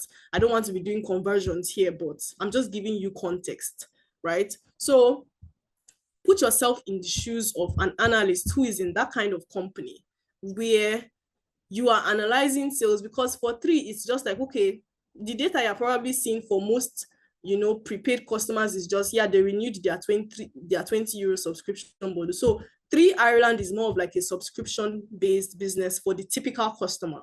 But in Nigeria, it's not really subscription-based. So there's a lot of churn. There's a lot of, switching between competition, because everybody is always looking for who can give me the best rate at X period in time. So today I can decide to buy a data bundle that will last me for 1 week with MTN Nigeria, which is the company we're looking at. Tomorrow I can say, MTN, I'm not interested. I'll buy from another company because maybe the other company is doing a promotion. So I'm just giving this because to give us more idea on the dynamic. Now, the point is, let me just read what I have here in summary. So the company, okay, yeah, in 2021, the sales team of MTN, so let's say, sorry, I was supposed to include Q4. So last quarter of 2021, please, sorry, just imagine that. Last quarter of 2021, the sales team of MTN decided to give 20% data bonus. Now, I'm not sure if data bonuses are common with 3. I'm saying that because from my experience. So of course, a data bonus is, yeah, it shouldn't be common with 3 because there's already unlimited data. I'm sure that all of this I'm saying is strange to a lot of us. And if it's strange, that is good, because it's just to think differently, right? So think of it this way. Let's say instead of your unlimited data bundle that you only have 100 gig to spend in a month. You are going to ration it more as a customer. You're going to ration it more, and you're going to be looking at you're going to be looking at whichever company can give you the best value. So let's say you spend €20. I'm just going to use euro. Let's say you spend €20 to get 100 gig in a month, and you know that 100 gig is not enough. So what you're concerned about is there any company that can give me maybe 120 gig for the same €20? So customers have that mindset. They're always scouting. Now, MTN decided to give, back to this example, decided to give 20% data bonus to customers that have reduced their spend. So this is like an issue that they already noticed. It has happened already. Customers were churning, customers were reducing their spend. So let's say instead of €20, customers were spending €5, €10, all of that. And they were like, oh no, we want people to spend more. We want people to keep using, because if they keep dropping their spend, the next thing, they've disappeared, they've churned. So we want them to stay. So let's give them bonus. So instead of giving them 100 euro, 100 gig for 20 euro, let's give them 120 gig, you know, or if you are spending 5 euro and you're getting 25 gig in a month, let's give them 20% bonus on that. And of course, people like free things. So, you know, it's kind of more people decided to stay on the network and, you know, but then in 2022, managers started suspecting that the bonus was making customers spend less on the network, eroding revenue from data services. Now, let me explain how this is possible. When you give a customer a bonus, I'm still using that example. When you give a customer a bonus, they use the bonus first before they spend their actual money, right? So what now happens is you have a lot of people that are recharging very small amounts of money just to get the bonus. And at the end of the day, what that does is you are giving a lot of, because the ability to use, whether you are using bonus or you bought the data, you are still using the company's infrastructure, our network poles. You are still, you know, your phone is still connected to it. So we're spending more, but we're gaining less from you. Right. So that was kind of like what the issue was. I know it's a bit complicated, so I'm a bit sorry about all of that, but I just needed to clarify how the business model works, right? So it was making customers spend less on the network, and of course it was eroding revenue. So data was growing, that's data revenue was growing, but it was not growing as much as it used to, because there are now people who come in for the free stuff, and once they get it, they run away. So to test this theory, they decided to reduce the data bonus from 20% to 10%. This change was implemented on January 1st, 2023. So remember, we had that issue in, we gave them the bonus, the 20% bonus Q4. So that is October, November, December of 2021. But then we now decided to reduce it to 10% January, February, March, to see, okay, what is it going to do? Is it going to help us recover a bit of revenue? So let's look at the next slide. So first of all, I want to highlight that for some managers, this slide is busy, depending on what they asked for. However, the assumption of creating this slide, now this is like a typical slide you would see someone defending to all the C-suite managers in, you know, my previous office in Nigeria, trying to explain to them, because they're basically trying to give everything to you in a glance. We don't want to break, because I could have decided to break these charts down into 4 different pages, but it wouldn't achieve what I wanted to show us. Now, basic storyboarding, like I said, you have to have a specific message you want to convey. And if we look at the top left hand, just a random fact, this format was created by the CMO of that company. I just copied it. Like I said, some of these things, you have to really know the nuances of the company you work in. Some people analyze data differently. There's no need of creating something as beautiful as this when your manager wants to see something else. So just putting that out there. So she liked to see the message top left hand. And of course, the message says business initiative to reduce free bonus data from 20% data bonus to 10% led to, so RPMB means revenue per megabyte. So how much money you earn for each megabyte that customers use on your network. That's RPMB. So data bonus to 10% led to RPMB recovery quarter on quarter, that's QOQ, by 3.5%. I will go into the details of how, like, showing all of that, but just to highlight that when someone sees this slide and they see this, it's just, you've told them what they want to hear. Or maybe it's not what they want to hear, but you've told them, you've told them the focus of your chat, because some people want to hear, because I'm straying a bit, but I like to give a lot of dynamic to these things. Somebody wants that bonus to remain because their own KPI depends on it. and other people want the bonus to reduce. So when you're delivering something like this, it doesn't always mean that everybody will be happy with it, but it's what the data says.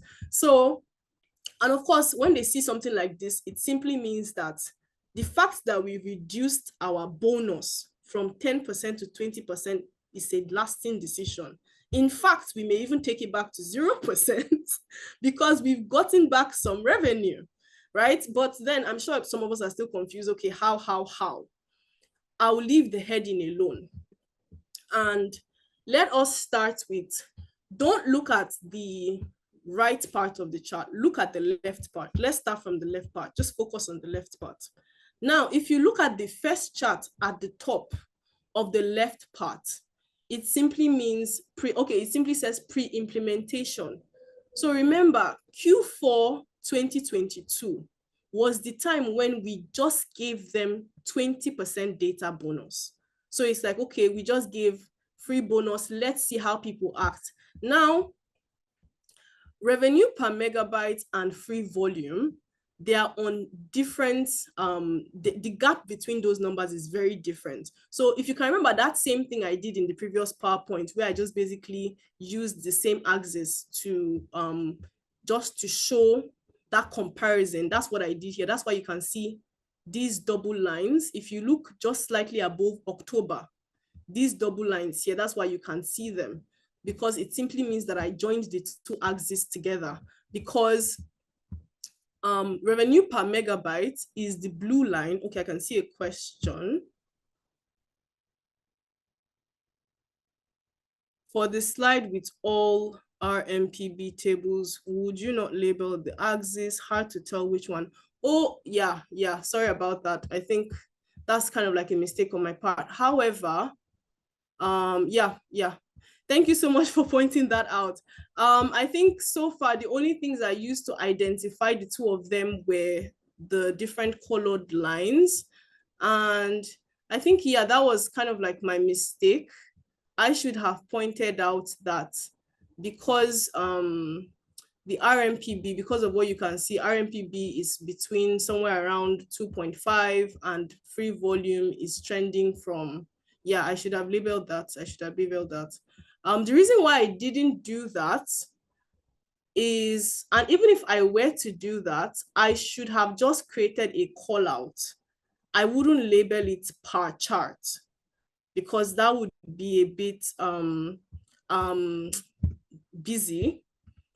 I wouldn't have labeled it per chart. I would just basically have done like a call out to say, okay, the free data volume is let's say 10.5 and it went up to 13, and this was somewhere around 2.7. That's the revenue. So yeah, sorry about that.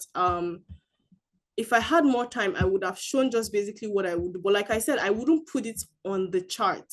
I will probably find somewhere either beneath here where I have all this text, or somewhere in the middle, just to call it out, and then it would apply to like every other chart, if that makes sense.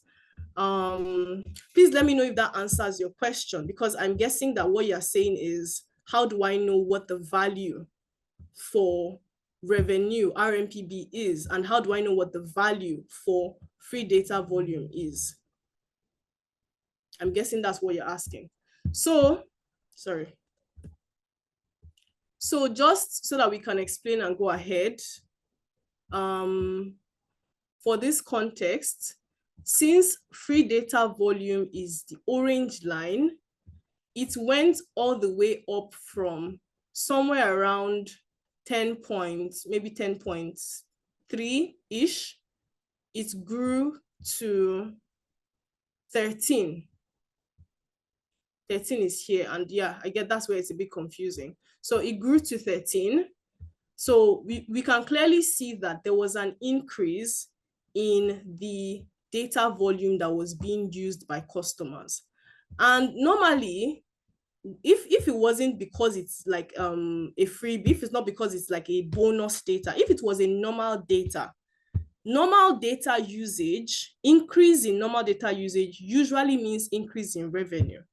So we know that there's a problem because revenue is going down. So we know that, oh, free volume is what caused it, because normally if you are comparing usage to revenue, they should both be going up. If usage is going up, revenue should go up. So we can see that issue there. So, and of course, revenue, which is currently somewhere on 2 would I say 2.4 thereabout? It came, or rather, it was somewhere around 2.7, and then it came down to 2.4. Sorry, now that I think about it, to answer that question, because I was a bit over in my head there, these are the specific numbers. It's just now I'm kind of like thinking about it. These are the specific numbers. So for instance, this is October, and this is also, you can see from this legend, October is blue, November is orange, December is ash.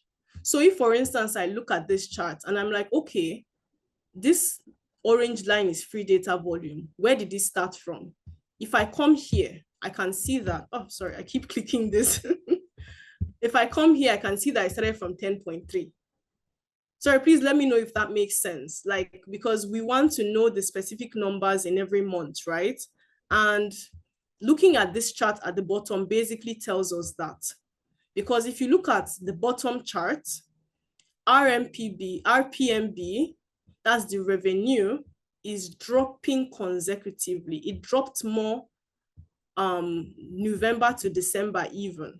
So that means that if we had even continued with the 20% bonus, well, this is a short period, so I can't really say. It's just 3 months. Usually something like this, you may want to analyze for 6 months more to be able to say it would have dropped even, like the drop would have been worse. But in this scenario, 2 months drop is enough to tell us all we need to know. Like, we can see that it's dropping. We don't need to wait till it has reduced significantly. And of course, the growth in free volume is also increasing month on month. October to November, free volume increased by 10.7%. Remember, this free volume is usage. So the number of people that used free volume on the network, because look at it this way.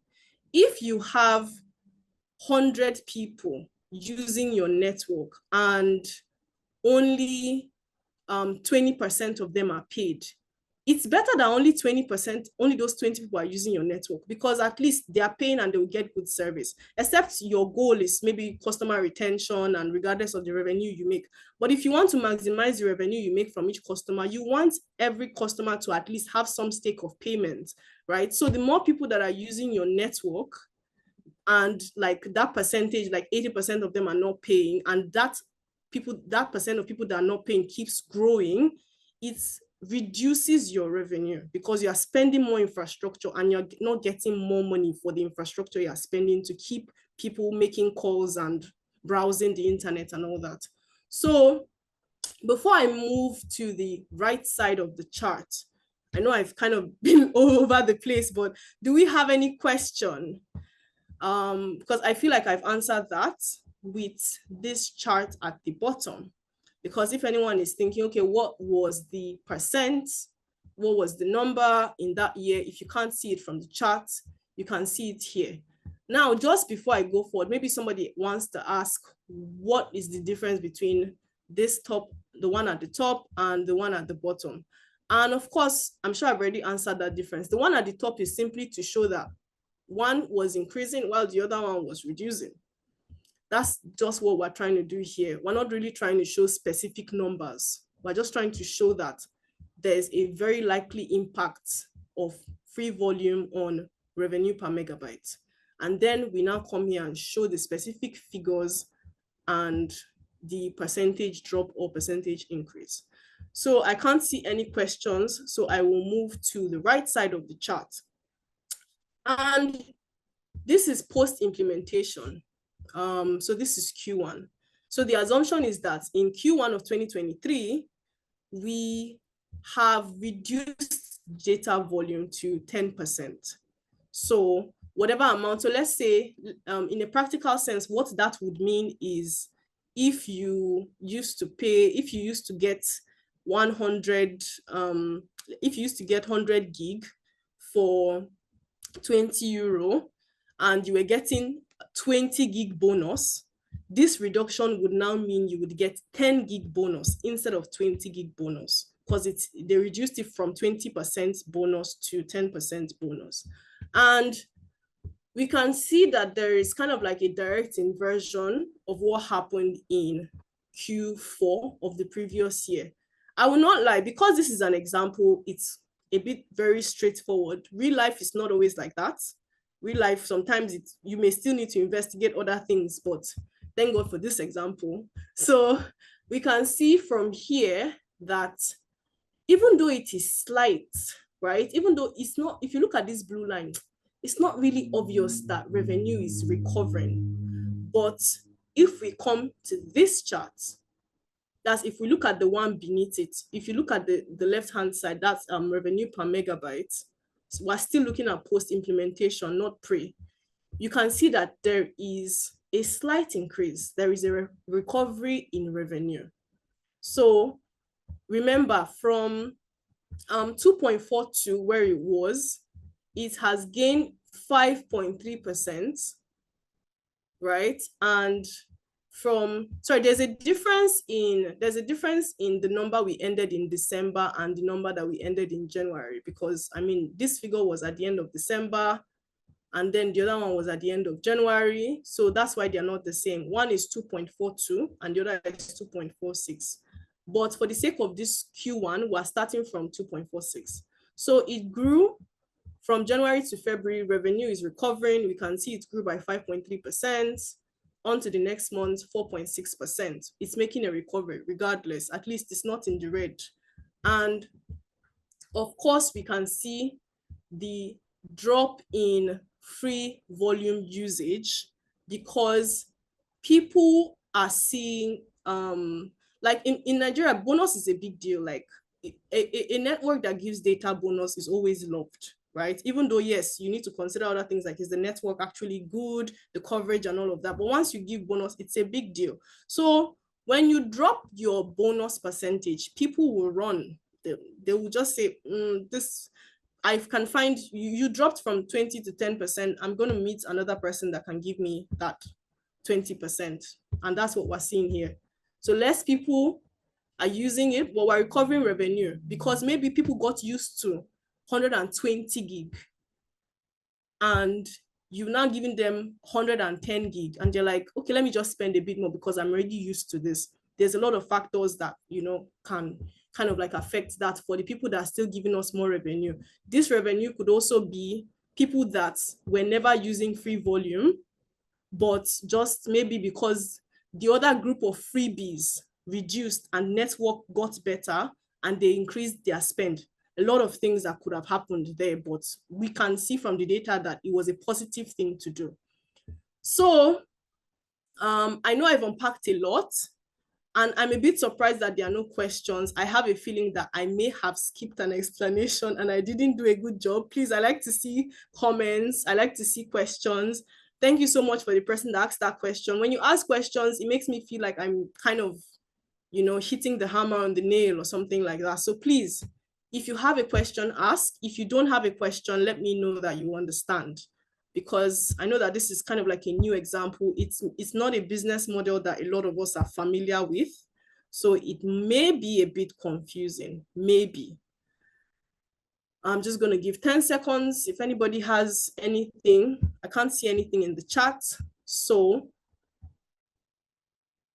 I can't see anything in the chat, so I'm just going to go ahead. Okay, I can see something. Okay, no question. Okay, perfect.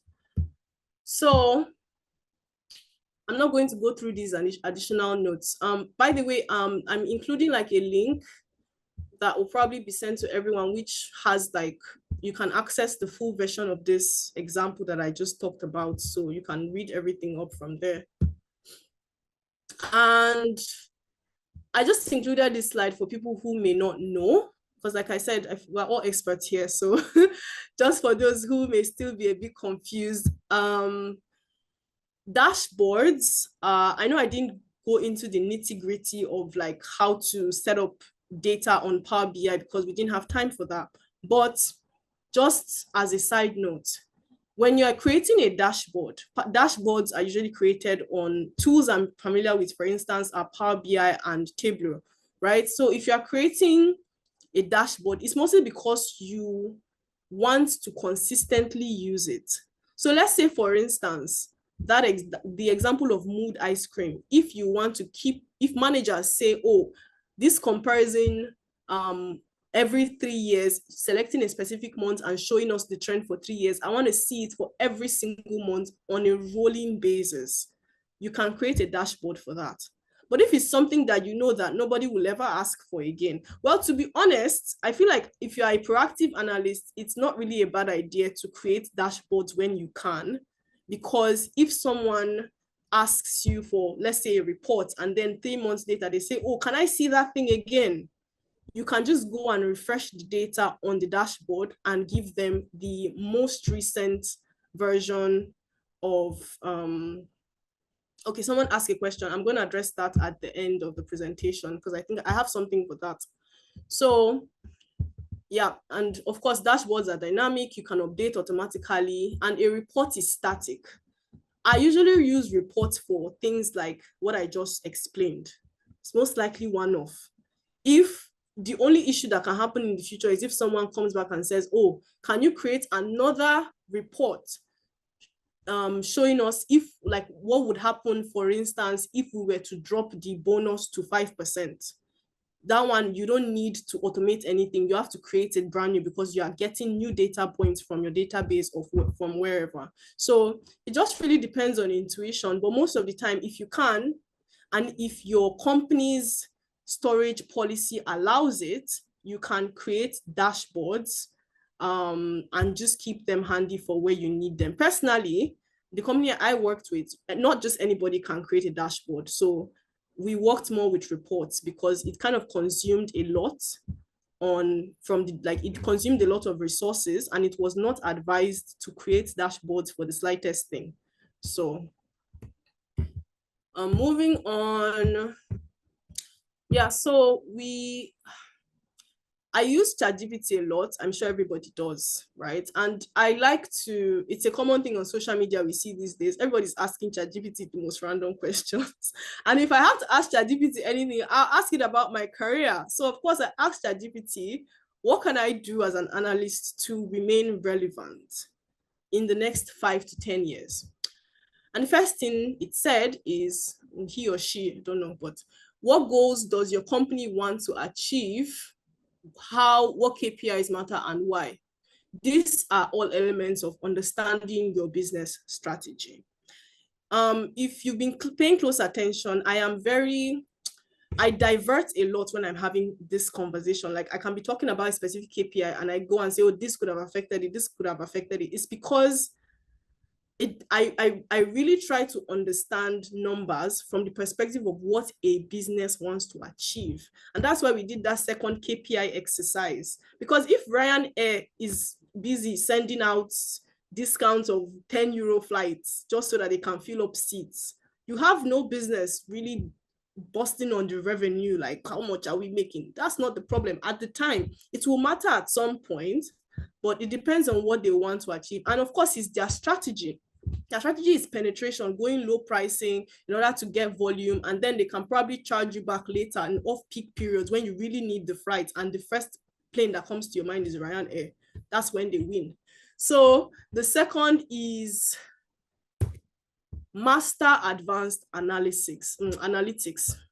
I didn't go into this, and personally, I'm actually trying to break more into data science because I'm trying to learn, to understand things in the phase of machine learning, artificial intelligence, all of that, because my core strength at the moment is really understanding businesses and being able to use data to solve business problems in their specific context. So, but of course, if ChatGPT says it, then you should do it. So go beyond where I am. I'm sure almost everyone here is already probably into data science or data engineering or something else in addition. So don't just rely on your ability to understand business strategy. Really know the tools. For instance, I am well versed in SQL. That's kind of like my stronghold. However, R, Python, these are all machine learning, these are all very relevant skills to have, because trust me, you don't want to get to a point where it's very easy for a lot of people to look at data and make decisions, and then you become obsolete. You should also know how to use the tools. You shouldn't rely on maybe ChatGPT or certain websites that already create dashboards for you to interpret. No, you should be able to create those things from scratch if you can, right? And last thing is, be a decision maker. I already mentioned this, that if you want to be the analyst that is a go-to person, you should act like a manager. And it's just like, I've created this report to tell myself what we are going to do. And then I try to convince somebody else to do the same thing. You are not trying to create a report to push it on to someone to say, make your decision however you choose. You should at least provide options. So it's not expected of you to tell the company what to do, depending. As an analyst, maybe as a business analyst, of course, you are asked to recommend the best course of action. But as a data analyst, most of the time, especially when there are multiple paths to take, present the multiple options as much as you can, highlight the benefits and repercussions of, taking those options. One of the things I didn't do in that slide is I did not highlight that the drop in free volume, even though it's giving us more revenue, it's most likely leading to churn. So it depends on what objective. If they say, okay, we're fine with churn, we want our money, okay. So be able to make decisions on behalf of the business, and let it just be that you're giving your manager a walkover by doing that. So these are just some further resources. Now I'm going to address the person that asked about, okay, yeah, that was James. Have a list of different data visualizations. Yes, I included a link for that.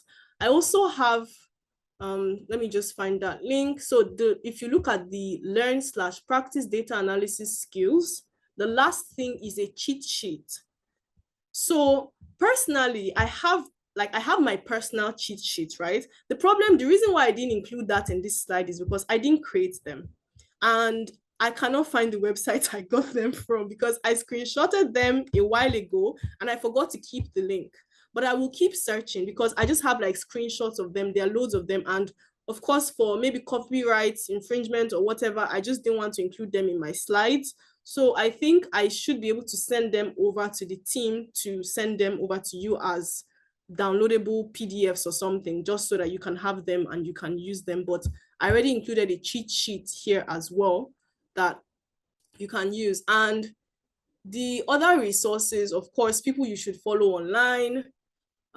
It's important to follow people online because you really don't know what you don't know. That's number one. And number two, the best data analysts learn in new contexts. I used to think I was an SQL master in MTN Nigeria, the telco, until I started practicing SQL to try and retrieve data for manufacturing companies or retail companies. And I said, what is this? It was so confusing. Like the matrices, the different kind of functions I had to use changed, because maybe different aggregations, different ways of calculating data from SQL, all of that. And it was just a lot. So please follow people online, learn new things. These are all just some links that you can also use as well to practice. And of course, recommended learning path for those who are looking to start data analysis journey or have started and they're like, where do I go? What do I do? All of that. This is just a recommended learning path. And I think with that, we are done. Thank you so much for listening. I'll just check the chat. I think there's just one more question. When would you use a dashboard or report over custom development of a feature where the data is being used for users to make decisions?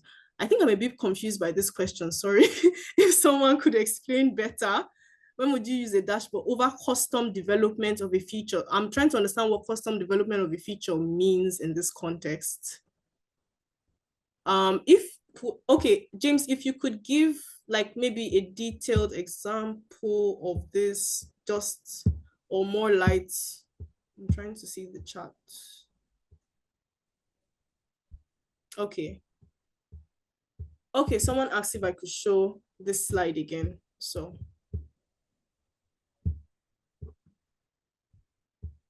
sorry, James, I'm still a bit confused by the question. So if you could drop a maybe like further info about that in the chat. Okay. Energy domain, I work with the trading team to provide graph visualizations. Okay. Okay, if you want to throw more light on that, that would be nice. Like, because when you say like custom development of a feature, when are you are developing it from scratch on what platform? That's what I'm trying to understand, because yeah, I think that's where I'm a bit confused. So development of a feature on maybe what software? Oh, on a new product. Oh, okay, let me see. Oh, I think I understand the question now. When would you use a dashboard over or reports over custom? Oh yeah, where the data is being used for users to make decisions. So when you would use a dashboard or report, now custom development of a feature, how long is that feature going to last? Has it come to stay? So let's say I'm not familiar with the energy sector, but let me use fintech, right? Let me use a fintech product.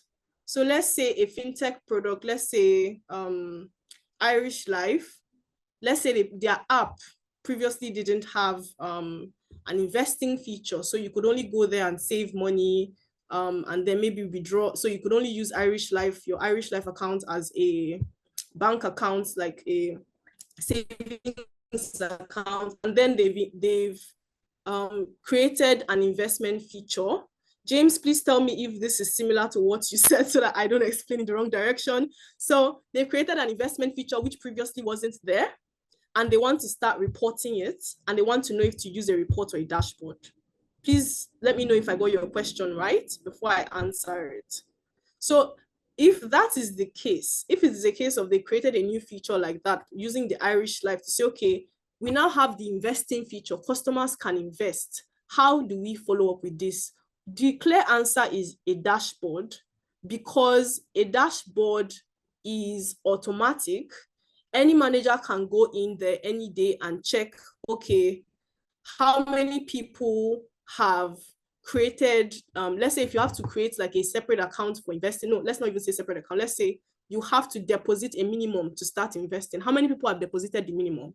You want to be able to see that on a rolling basis. You as an analyst, you don't want to go and be creating a report every single day to show your manager, this is how many people subscribed today.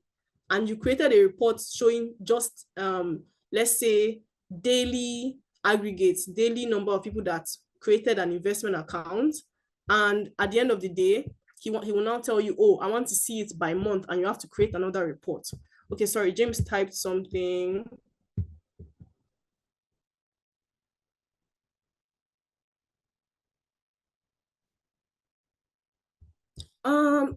So Power BI, well, to be honest, it really depends. Power BI is not necessarily for historical data, but of course, yeah, it has to. I mean, data is recorded in real time, depending on, there's a particular word I'm looking for, I can't find it.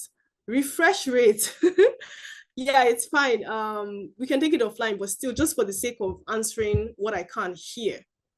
Refresh rate on Power BI, I think depending on what your enterprise plan is, it's different for different companies. I don't know for sure if Power BI can show real-time data. I doubt, just like James said. Personally, from my experience, where I worked, my most previous role in Nigeria before I came to Ireland, we used what we call D-1, which is the day before. We did not use real-time data. We did not have the financial capacity to process real-time data because of the resources it would take. So personally, I don't know if Power BI processes data real time. I doubt it.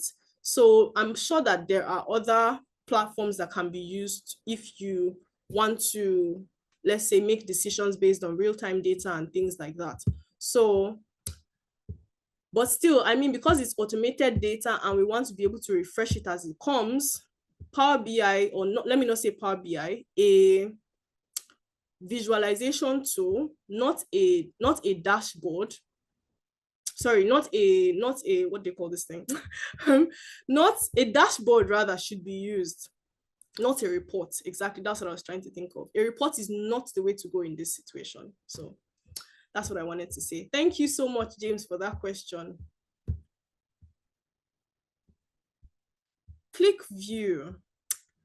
To be honest, I don't really know about click view. My experience comes from what I've had to use in the past, depending, I mean, my companies have been very strict on Microsoft products, maybe because of for security reasons and all of that. So I would prefer to talk about what I'm very familiar with. So, but if ClickView can produce dashboards that can be manipulated automatically, let's say can be refreshed by themselves, you don't have to create a new report, then yeah, of course, ClickView will still be fine. But if it's the case of James' example and ClickView does not show real-time data, then it's probably not a good example for that specific example. So I think I've answered. Yeah, I think I'm good now. Sorry for going over 7 minutes. Just a couple of words. Thank you so much, Mary, for the great session. It was a long session, but a very interesting one.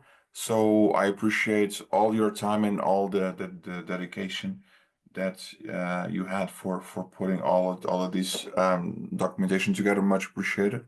To everyone that was able to